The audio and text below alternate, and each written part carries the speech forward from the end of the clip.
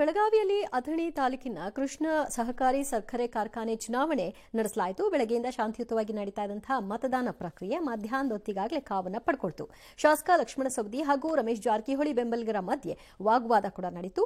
Savadi entry ಆಗ್ತಿದ್ದ ಹಾಗೆ ಗಲಾಟೆ ಮತ್ತಷ್ಟು ತಾರಕಕ್ಕೆ ಹೋಯಿತು.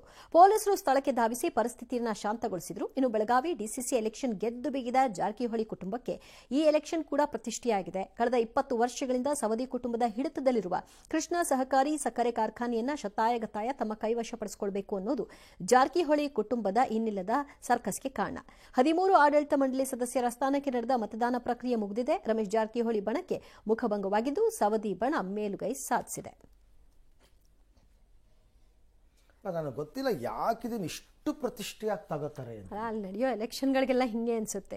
ನೋಡಿ, ಈಗ ಮಾಡ್ಕೊಳ್ಳೋದು ಸತೀಶ್ ಜಾರಕಿಹೊಳಿ ಮಂತ್ರಿ, ರಮೇಶ್ ಜಾರಕಿಹೊಳಿ ಶಾಸಕ, ಬಾಲಚಂದ್ರ ಜಾರಕಿಹೊಳಿ ಶಾಸಕ.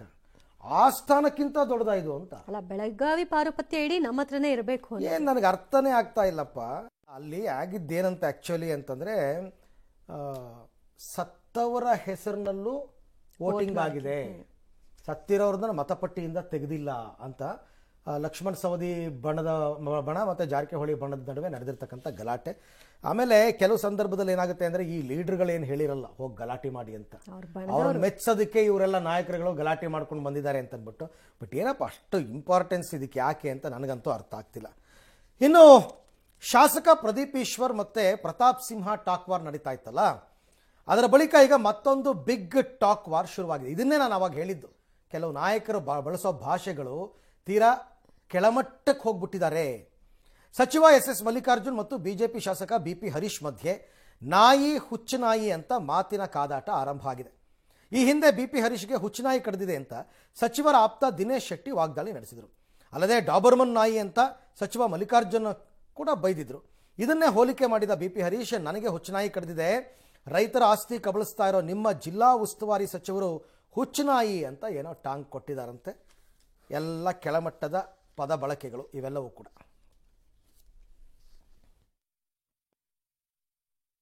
ಹುಚ್ಚುನಾಯಿ ಕಡ್ದಿದೆ. ಆ ಹುಚ್ಚುನಾಯಿ ಯಾರು? ರಾಜ್ಯದಲ್ಲಿ ಲೂಟಿ ಮಾಡ್ತಾ ಇರ್ತಕ್ಕಂತ ನಮ್ಮ ಜಿಲ್ಲಾ ಉಸ್ತುವಾರಿ ಸಚಿವರ, ರೈತರ ಆಸ್ತಿ ಕಬಳಿಸ್ತಿರ್ತಕ್ಕಂತ ಜಿಲ್ಲಾ ಉಸ್ತುವಾರಿ ಸಚಿವರ ಹುಚ್ಚುನಾಯಿ ಅದನ್ನ ದಿನೇಶ್ ಶೆಟ್ಟಿನೇ ಹೇಳ್ಬೇಕು. ಇವತ್ತು ಆ ಹುಚ್ಚುನಾಯಿನ ಸರಿ ಮಾಡ್ಬೇಕಲ್ಲ, ಆ ಹುಚ್ಚುನಾಯಿ ಸರಿ ಮಾಡಕ್ಕೆ ನಾನು ಹುಚ್ಚುನಾಯಿ ಕಡಿಸ್ಕೊಂಡಿದ್ದೀನಿ. ಹಳ್ಳ ಮುಚ್ಚತಕ್ಕಂಥದ್ದು ಯಾಕೆ ಅಂದ್ರೆ ಹಳ್ಳದ ಹಿಂಭಾಗದ ಜಮೀನ್ದಾರರು ಸುಮ್ಮನೆ ಕೊಟ್ಟು ಹೋಗ್ಬೇಕು ಇವ್ರಿಗೆ. ಪ್ರಿಯಾಂಕಾ ಖರ್ಗೆ ಅವ್ರಿಗೆ ಅಧಿಕಾರದ ಅಮಲು ಏರಿದೆ, ನಾನು ಈ ರೀತಿ ಮಾಡಿದ್ರೆ ನಾನು ಉಪಮುಖ್ಯಮಂತ್ರಿ ಆಗ್ಬೋದು, ಮುಖ್ಯಮಂತ್ರಿ ಆಗ್ಬೋದು ಅಂತಕ್ಕಂಥ ಆಸೆಯಿಂದ ಈ ರೀತಿ ಮಾಡ್ತಾ ಇದ್ದಾನೆ. ಅವ್ರ ಹೋರಾಟದಲ್ಲಿ ಅವ್ರು ಏಕಾಂಗಿ ಆಗೋದಂತೂ 100ಕ್ಕೆ 100 ಸತ್ಯ. ಪ್ರಿಯಾಂಕಾ ಖರ್ಗೆ ಅವ್ರದ್ದು ಹುಚ್ಚುತನ. ಇನ್ನು ಕರ್ನೂಲ್ ಬಸ್ ದುರಂತದ ಬೆನ್ನಲ್ಲೇ ರಾಜ್ಯ ಸಾರಿಗೆ ಇಲಾಖೆ ಎಚ್ಚೆತ್ತುಕೊಂಡಿದೆ. ನಿನ್ನೆ ಹಾಗೂ ಇವತ್ತು ರಾಜ್ಯ ಸಾರಿಗೆ ಅಧಿಕಾರಿಗಳು ಹಾಗೂ ಟ್ರಾಫಿಕ್ ಪೊಲೀಸರು ಬೆಂಗಳೂರಿನಿಂದ ಹೋಗುವಂತಹ ಎಲ್ಲಾ ಬಸ್ಗಳನ್ನು ಪರಿಶೀಲನೆಗೆ ಒಳಪಡಿಸಿದ್ದಾರೆ. ಮೆಜೆಸ್ಟಿಕ್ನಲ್ಲಿ ಖಾಸಗಿ ಎಸಿ ಬಸ್ಗಳ ಪರಿಶೀಲನೆ ನಡೆದಿದ್ದು ಡ್ರೈವರ್ ಲೈಸೆನ್ಸ್, ಬಸ್ಗಳ ದಾಖಲೆ ಚೆಕ್ ಮಾಡ್ತಾ ಇದ್ದಾರೆ. ಅಲ್ಲದೆ ಕೆಎಸ್ಆರ್ಟಿಸಿ, ಬಿಎಂಟಿಸಿ ಸೇರಿದಂತೆ ಸಾರಿಗೆ ನಿಗಮದ 4 ಎಂಡಿಗಳಿಗೆ ಬಸ್ಗಳಲ್ಲಿ ಕೆಲವು ನಿಯಮಗಳನ್ನು ಕಡ್ಡಾಯಗೊಳಿಸಲು ಸಾರಿಗೆ ಸಚಿವ ರಾಮಲಿಂಗಾರೆಡ್ಡಿ ಸೂಚನೆ ಕೊಟ್ಟಿದ್ದಾರೆ. ಆ ನಿಯಮಗಳು ಹೀಗಿವೆ. ಓಕೆ, ಸುರಕ್ಷಿತ ಬಸ್ ಪ್ರಯಾಣಕ್ಕೆ ನಿಯಮಗಳು ಏನು? ಬೆಂಕಿ ಸ್ಪರ್ಶಕ್ಕೆ ಸರಳವಾಗಿ ಉರಿಯುವ ವಸ್ತುಗಳ ಸಾಗಾಣಿಕೆಗೆ ಬ್ರೇಕ್ ಹಾಕಬೇಕು ಅಂತ ಎಲ್ಲ ಅದೇ ಮೊದಲಿಂದನೂ ಇದೆ. ಆಕ್ಚುಲಿ ನೀವು ಪೆಟ್ರೋಲು ಮತ್ತೆ ಡೀಸೆಲ್ಲು, ಸಿಲಿಂಡರು ಇದೆಲ್ಲ ತಗೊಂಡೋಗ್ಬಾರ್ದು ಅಂತ ರೂಲ್ಸ್ ಇದೆ. ದುಡ್ಡಿನ ಆಸೆಗೆ ಕೆಲವರೆಲ್ಲ ಕದ್ದು ಮುಚ್ಚಿ ಸಾಗಿಸ್ತಾರೆ, ಅಷ್ಟೇ, ಮಾಡೋ ಹಂಗಿಲ್ಲ. ಬಸ್ಗಳಲ್ಲಿ ಯಾವುದೇ ರೀತಿಯ ಸ್ಫೋಟಕ ವಸ್ತುಗಳನ್ನು ತೆಗೆದುಕೊಂಡು ಹೋಗೋಂಗಿಲ್ಲ. ಹೌದು, ಪಟಾಕಿನೂ ತಗೊಂಡೋಗ್ಬಾರ್ದು ಅಂತ ರೂಲ್ಸ್ ಇದೆ, ಪಟಾಕಿಗಳನ್ನೂ ತಗೊಂಡೋಗ್ಬಾರ್ದು ಅಂತ. ಎಲ್ಲ ಎಸಿ ಬಸ್ಗಳಲ್ಲಿ ಸುತ್ತಿಗೆ ಕಡ್ಡಾಯಗೊಳಿಸಬೇಕು. ವೆರಿ ಇಂಪಾರ್ಟೆಂಟ್ ಇದು. ಮೊನ್ನೆ ಇದೇ ಸಮಸ್ಯೆ ಆಯ್ತು.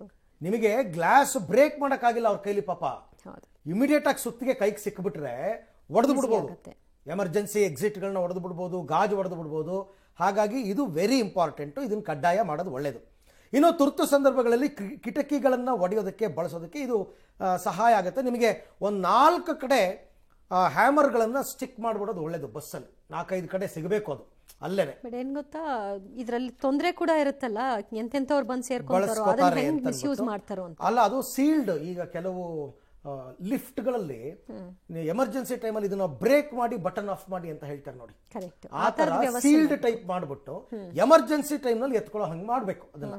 ಆಯ್ತಾ? ಲಗೇಜ್ ಸಾಗಿಸುವ ಜಾಗದಲ್ಲಿ ಯಾವುದೇ ವ್ಯಕ್ತಿ ಮಲಗೋದಕ್ಕೆ ಅವಕಾಶ ಕೊಡಬಾರ್ದು. ಇದು ನಡೆಯುತ್ತೆ ಪ್ರೈವೇಟ್ ಬಸ್ಸಲ್ಲಿ. ಏನಾಗುತ್ತೆ ಗೊತ್ತಾ, 50 ಸೀಟ್ ಏನೋ ಇರುತ್ತೆ, 50 ಸೀಟು ಫಿಲಪ್ ಆಗ್ಬಿಡುತ್ತೆ ಅನ್ಕೊಳ್ಳೋಣ. ಇನ್ಯಾರೋ ಒಂದು 4 ಜನ ಇರ್ತಾರೆ, ಅವರು ಡ್ರೈವರ್ ಪಕ್ಕದಲ್ಲೋ ಆ ಕಡೆನೋ ಈ ಕಡೆನೋ ಮಲ್ಕೊಳ್ಳೋ ಜಾಗದಲ್ಲೋ ಎಲ್ಲೋ ಜಾಗ ಕೊಡಿ ಅಂದಾಗ ಈ ಡ್ರೈವರ್ಗಳು ಕಂಡಕ್ಟರ್ಗಳು ತಾವು ದುಡ್ಡು ಮಾಡ್ಕೊಳ್ಳೋಕೆ ಕೂರಿಸ್ಬಿಡ್ತಾರೆ. ಮೊನ್ನೆ ಅದೇ ರೀತಿಯಾಗಿ ಒಬ್ರು ಎಕ್ಸ್ಟ್ರಾ ಬಸ್ ನಲ್ಲಿ ಸೇರ್ಕೊಂಡಿದ್ರು, ಮಧ್ಯದಲ್ಲೆಲ್ಲೋ ಬಂದು. ಹೌದು, ಆ ತರ ಮಾಡಬಾರ್ದು, ಗೊತ್ತೇ ಆಗ್ಲಿಲ್ಲ. ಅದನ್ನ ಚೆಕ್ ಮಾಡಬೇಕು.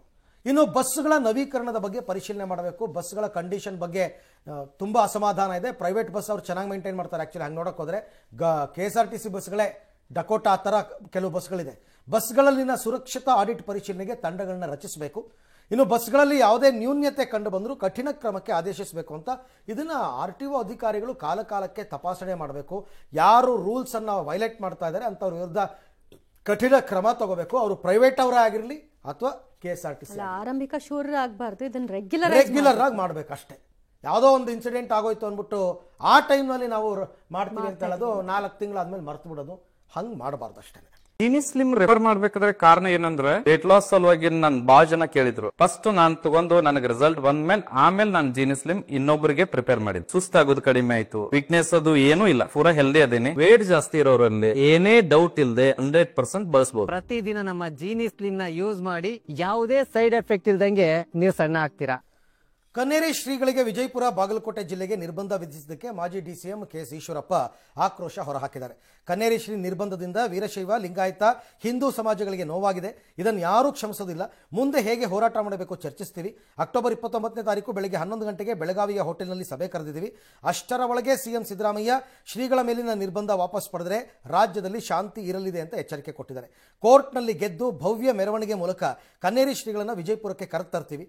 ನೀವೇನಾದರೂ ಸಭೆಯಲ್ಲಿ ಗದ್ದಲ ಮಾಡಿದ್ರೆ ತಕ್ಕ ಉತ್ತರ ಕೊಡ್ತೀವಿ ಅಂತ ಸಚಿವ MB ಪಾಟೀಲ್ಗೆ ಶಾಸಕ ಯತ್ನಾಳ್ ಖಡಕ್ ವಾರ್ನಿಂಗ್ ಕೊಟ್ಟಿದ್ದಾರೆ. ಕನ್ನೇರಿ ಮಠದ ಅದೃಶ್ಯ ಕಾಡುಸಿದ್ದೇಶ್ವರ ಮಹಾಸ್ವಾಮಿಗಳನ್ನ ವಿಜಯಪುರ ಮತ್ತು ಬಾಗಲಕೋಟೆ ಜಿಲ್ಲೆಗೆ ಬರೋದಕ್ಕೆ ನಿರ್ಬಂಧ ಕೂಡ ಹಾಕತಂಕ ಹೋದ್ರು. ಇದನ್ನ ಯಾವುದೇ ಕಾರಣಕ್ಕೂ ಕೂಡ ವೀರಶೈವ ಮತ್ತು ಲಿಂಗಾಯತ ಸಮಾಜ ಜೊತೆಗೆ ಇಡೀ ಹಿಂದೂ ಸಮಾಜ ಇದನ್ನ ಯಾವುದೇ ಕಾರಣಕ್ಕೂ ಕ್ಷಮಿಸೋದಿಲ್ಲ. ಕನ್ನೇರಿ ಸ್ವಾಮಿಗಳಿಗೆ ನಿರ್ಬಂಧ ಹಾಕಿರೋದನ್ನ ಯಾವ ರೂಪದಲ್ಲಿ ಪ್ರತಿಭಟನೆ ಮಾಡಬೇಕು ಇದ್ರ ಬಗ್ಗೆ ಚರ್ಚೆ ಮಾಡೋದಕ್ಕೋಸ್ಕರ ಬೆಳಗಾಂನಲ್ಲಿ ಇದೇ 29ನೇ ತಾರೀಕು ಬೆಳಗ್ಗೆ 11 ಗಂಟೆಗೆ ವೆಲ್ಕಮ್ ಹೋಟ್ಲಲ್ಲಿ ಒಂದು ವಿಶೇಷವಾದ ಸಭೆ ಕರೆದಿದೆ. ನಾನು ರಾಜ್ಯ ಸರ್ಕಾರದ ಮುಖ್ಯಮಂತ್ರಿಗಳಿಗೆ ನಾನು ಪ್ರಾರ್ಥನೆ ಮಾಡ್ತೇನೆ, ಕನ್ನೇರಿ ಸ್ವಾಮಿಗಳ ಮೇಲೆ ತಾವು ಹಾಕಿದಂಥ ನಿರ್ಬಂಧವನ್ನ ವಾಪಸ್ ತಕ್ಷಣ ತಗೊಂಡ್ರೆ ಕರ್ನಾಟಕ ರಾಜ್ಯದಲ್ಲಿ ಶಾಂತಿ ಕಾಪಾಡುತ್ತೆ.